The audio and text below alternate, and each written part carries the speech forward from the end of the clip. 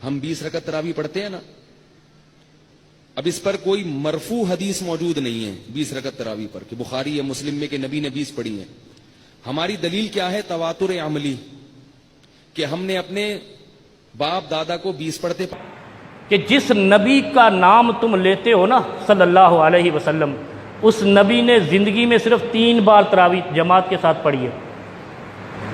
دوسری بات سمجھ آ گئی، فرض بھی نہیں ہے اور مسجد میں صرف 3 دن پڑھی ہے، 26 راتیں تراویح مسجد میں نہیں پڑھی. پھر بھی ہم مسجد ہیں، مسجد میں تراویح پڑھنی ہے. پھر تیسری بات سن لو، یہ تراویح مقدم ہے تہجد کا. جو تہجد ہم عام دنوں میں 12 رکعت 11 رکعت پڑھتے ہیں نا، آپ نے سنا ہوگا 11 رکعت نماز تہجد ہے، یہ اس کا مقدم ہے. تہجد رمضان المبارک میں تراویح کی شکل میں آ گئی ہے. سیدہ عائشہ رضی اللہ تعالیٰ عنہ نے کیٹیگوریکل مینشن کیا ایک ہی جملے میں کہ بیٹا رمضان ہو یا غیر رمضان، نبی صلی اللہ علیہ وسلم 11 رکعتوں سے زیادہ نہیں پڑھا کرتے تھے. حضور نے تراویح کی نماز یا قیام اللیل نہ اسے فرض قرار دیا، نہ اس کے بعد جماعت کوئی اہتمام کیا مستقل. صرف 3 راتیں آپ نے جماعت کروائی ہے، اس میں 8 رکعتیں آپ نے پڑھی ہیں کہ جو آپ کا معمول تھا تہجد کا وہ پڑھی، اور تہجد کے وقت ہی جماعت کرائی ہے. یہ ہے وہ حدیث. اس کے علاوہ کسی نماز تراویح جو ہے جو ہم پڑھتے ہیں 20 رکعتیں عشاء کے ساتھ متصل، اس کا کوئی ذکر نہ دور نبوی میں ہے نہ دور صدیق اکبر میں ہے. یہ دور حضرت عمر کی خلافت میں ہوا ہے. زید بن ثابت کہتے ہیں کہ چوتھے دن نبی صلی اللہ علیہ وسلم غضبناک ہو کر نکلے باہر، غصے کی حالت میں، مغضباً لفظ انہوں نے استعمال کیا، غضب کی حالت میں. غضب کیوں؟ پوری امت کا خیال تھا. پھر آپ صلی اللہ علیہ وسلم نے حکم فرمایا کہ اپنے گھروں میں جا کر قیام اللیل کرو. لیکن یہ کہنا جی جنہیں تراویح نہیں پڑھی اور روزہ ہی نہیں رہ سکتا، یہ جھوٹ ہے. یہ تو میرا خیال ہے مولویوں نے چندہ اکٹھا کرنے کے لیے شاید یہ بات مشہور. صدیوں بعد نہ اللہ کے رسول نے یہ لفظ بولا، نہ صحابہ نے بولا، بعد میں یہ نام بول دیا گیا صلاۃ التراویح، تراویح کی نماز. لوگ شبہ میں پڑ گئے کہ یہ شاید کوئی الگ نماز ہے. آپ حضرات بالکل یقین جانے، اللہ گواہ ہے کہ دنیا جہان میں دفتر حدیث میں ایک لفظ نہیں کہ رسول اللہ نے رمضان شریف میں کوئی نئی نماز پڑھی. کوئی نئی نماز نہیں پڑھی، ایک رکعت نہیں پڑھی. وہی نماز تہجد جو آپ کی عادت تھی وہی پڑھتے تھے، وہی 11 رکھتے تھے، لمبا پڑھتے تھے، ان کو خوبصورت بنا کر پڑھتے تھے. آپ جب یہ نظام چل پڑا تو ایک دن مسجد میں آئے، دیکھا کہ بڑی بھری مسجد ہے، صحابہ کھڑے ہیں اور ایک امام کے پیچھے قرآن سن رہے ہیں. آپ نے فرمایا نعم البدعۃ ھذہ، یہ جو ہم نے نئی بات شروع کی ہے یہ بہت اچھی ہے، بہت عمدہ ہے. اب یہاں سے فرق واقع ہو گیا ہے. ایک تو اہل تشیع جو ہیں وہ تو ویسے ہی حضرت عمر سے بہت دشمنی رکھتے ہیں، عناد رکھتے ہیں، تو حضرت عمر کے اجتہادات سے انہیں نفرت ہے، انہیں دوری ہے، چاہے وہ کوئی سا بھی حضرت عمر کا اجتہاد ہو. ہمارے ہاں اہل حدیث حضرات بھی در حقیقت حضرت عمر یا کسی اور خلیفہ راشد کے فعل کو وہ سمجھتے ہیں کہ یہ ایگزیکٹو آرڈرز ہیں، یہ ہمیشہ کے لیے نہیں ہے. حضرت عمر نے اپنے دور میں نظام قائم کیا، ان کے دور کے لیے ٹھیک تھا، یہ ہمیشہ کے لیے نہیں. ہمیشہ کے لیے وہ 8 ہی رکعتوں کے قائل ہیں، وہ تہجد والے. تو بہتر ہے کہ میں تمہیں ایک امام پر اکٹھا کروں. پھر ایک دن آئے جماعت ہو رہی، آپ نہیں شامل ہوتے تھے، نہ حضرت علی ہوئے نہ عثمان ہوئے، کبھی اس جماعت میں شامل نہیں ہو.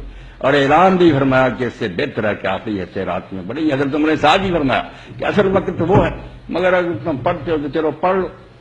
تو یہ بعد میں پھر جب نام تراویح ہو گیا نا تو لوگوں نے 2 نمازیں پھر بنا دی. تہجد الگ ہے، تراویح. کہ بخاری اور مسلم کی متفق علیہ حدیث ہے، وہ جو حدیث میں نے بیان کی تھی کہ حضرت ابو ہریرہ رضی اللہ تعالیٰ عنہ کہتے ہیں کہ نبی صلی اللہ علیہ وسلم کے مبارک زمانے میں اسی طرح ان اٹینڈنٹ معاملہ رہا. پھر سیدنا ابوبکر کے زمانے میں بھی لوگ اپنی اپنی پڑھتے تھے قیام اللیل، پھر سیدنا عمر کے شروع کے دور میں بھی، اور پھر بعد میں سیدنا عمر نے یہ معاملہ شروع کیا. اپنی طرف سے جعلی ایک تصدیق بنائی ہے، کہیں اللہ کے رسول نے نہیں بنایا. وہ پڑھ کر نہ پھر نہ سبحان اللہ، بہت اچھا کیا ڈاکٹر ہے.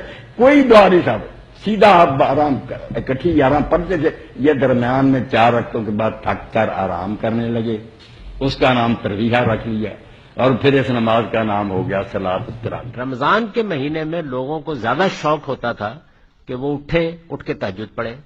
تو بعض لوگوں نے جو مثلا مزدوری ساری رات سارا دن کی ہے اور کوئی مصروفیات ہے، تو انہوں نے حضور سے یہ عرض کی کہ کیا اللہ ہمیں اتنی رعایت دے سکتا ہے کہ ہم تہجد کی نماز پھر سن لیجئے، تہجد کی نماز عشاء کے ساتھ پڑھ لیا کریں؟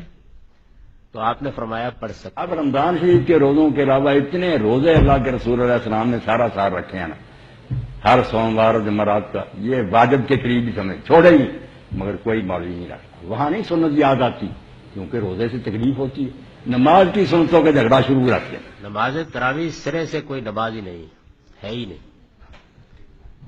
کیا مطلب؟ سرے سے کوئی نماز ہی نہیں ہے۔ جب آپ بوجھ محسوس کریں نا، میری آپ سب سے افضل کہ خدا کے لیے فرضوں کو سنوار کر اس وقت پڑھ لے، ان کو بھول جائیں۔ اگر آپ 17 رکعت کی فکر میں ہوں گے پہاڑ ہمالیہ سر کرنا، تو کیا شوق سے پڑھیں گے؟ 4 رکعت پڑھ لیں بس، کوئی شے نہیں، وہ اچھے طریقے موقع ہو، دل حاضر ہو، شوق ہو، ساری رات جاگے بوجھ محسوس کر کے آپ تراویح پڑھیں گے، نیند آ رہی، سر ادھر جھکتا ادھر جھکتا، لوگ دیکھتے ہیں کہ جب امام رکوع میں جائے گا اس کو کیا ہے یار، 4 فرض پڑھیں، سنت پڑھیں 2، اور جا کر سو جائیں، کھانا ہضم کریں، نیند پوری، اور صبح اٹھیں، مسواک کریں، غسل کریں، خوشبو لگائیں، تہجد کے نفل پڑھیں، آپ یقین جانیں دیکھیں گے کہ اس تراویح سے 1000 گنا زیادہ نور دل میں پڑے۔ وہ وقت ہے جب شیطان بھی سویا ہوا ہوتا ہے، اس وقت لوگ جاگتے نہیں۔ رسول اللہ وہ پڑھتے تھے، حضرت عمر پڑھتے تھے، علی عثمان پہ ایک خلیفہ بھی اس نماز میں شامل نہیں ہوا۔ حضرت عمر رضی اللہ عنہ نے بلا کی تنامون عنہا افضل من التی تکون، اور یہ پہلے وقت جو تم پڑھتے ہو اس سے وہ نماز 1000 درجہ افضل ہے جس وقت تم سوئے رہتے ہو۔